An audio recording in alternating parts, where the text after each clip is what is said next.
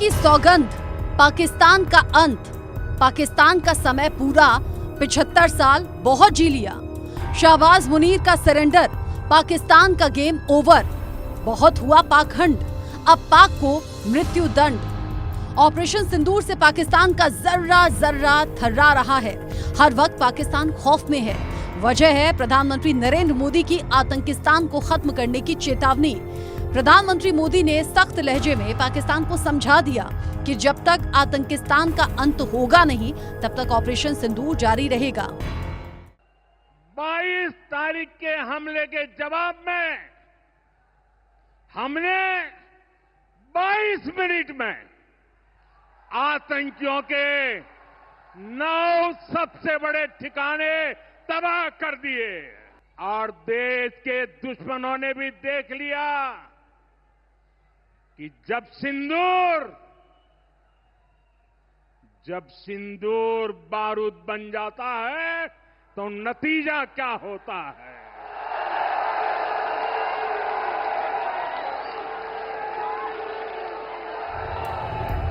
प्रधानमंत्री मोदी का ये तेवर अब पाकिस्तान को अच्छे से समझ में आ रहा है। पाकिस्तान ने वो गलती कर दी है जिसकी कीमत पूरा पाकिस्तान चुकाएगा।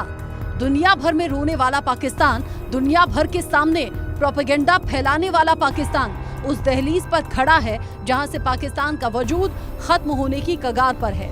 दरअसल उत्तर प्रदेश के मुख्यमंत्री योगी आदित्यनाथ ने भी पाकिस्तान को ललकारते हुए कहा कि पाकिस्तान अब ज्यादा दिन नहीं बचेगा, उसका समय पूरा हो चुका है।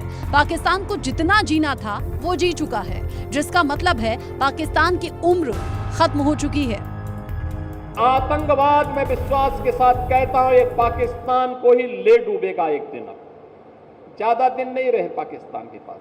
वैसे भी हमारे एक पूज्य संत ने घोषणा की थी कि पाकिस्तान तो ये भविष्यवाणी है, पाकिस्तान का आध्यात्मिक जगत में कोई अस्तित्व नहीं है।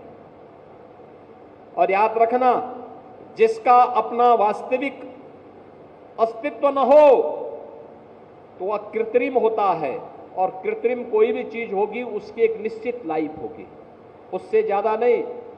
75 वर्ष बहुत जी लिया पाकिस्तान,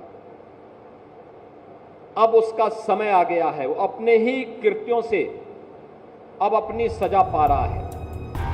पाकिस्तान के खिलाफ भारत का गुस्सा सिर्फ देश में ही नहीं है, बल्कि भारत को जहां भी मौका मिल रहा है, भारत पाकिस्तान की धज्जियां उड़ा रहा है। ऑपरेशन सिंदूर से पाकिस्तान के तो परखच्चे उड़ चुके हैं, जो अब तक जारी है। दरअसल यूएनएससी में भारत ने पाकिस्तान को जमकर लताड़ा और साबित किया कि पाकिस्तान आतंकवाद का काला आईना है, जो सिर्फ आतंकवाद को बढ़ावा देता है। Mr. President, I am constrained to respond to the baseless allegations of the representative of Pakistan on a number of issues. First, India has experienced decades of Pakistani-sponsored terrorist attacks across our borders. This has ranged from the horrific 26/11 attack on the city of Mumbai to the barbaric mass murder of innocent tourists in Pahalgam in April 2025.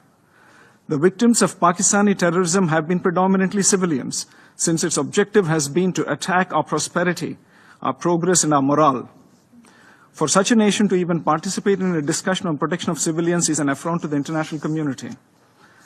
Second, Pakistan has repeatedly used a civilian cover to advance the cause of terrorism.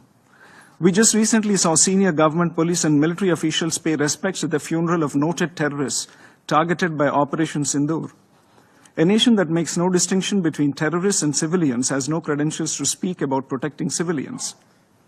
Third, earlier this month, the Pakistani army deliberately shelled our border villages, killing more than 20 civilians and injuring more than 80. There was intentional targeting of places of worship, including gurudwaras, temples and convents, as well as medical facilities. To preach at this body after such behavior is grossly hypocritical. Let us be clear. Protection of civilians should not serve as an argument for protection of UN-designated terrorists.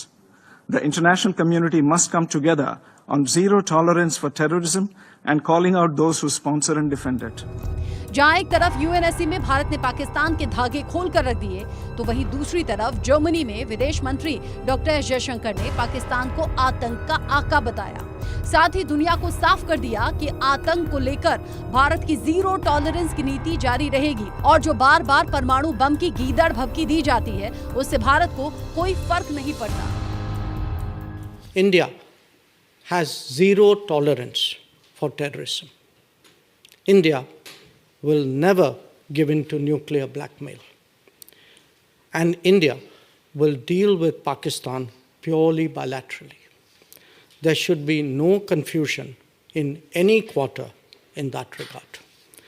We also value Germany's understanding that every nation has the right to defend itself against terrorism.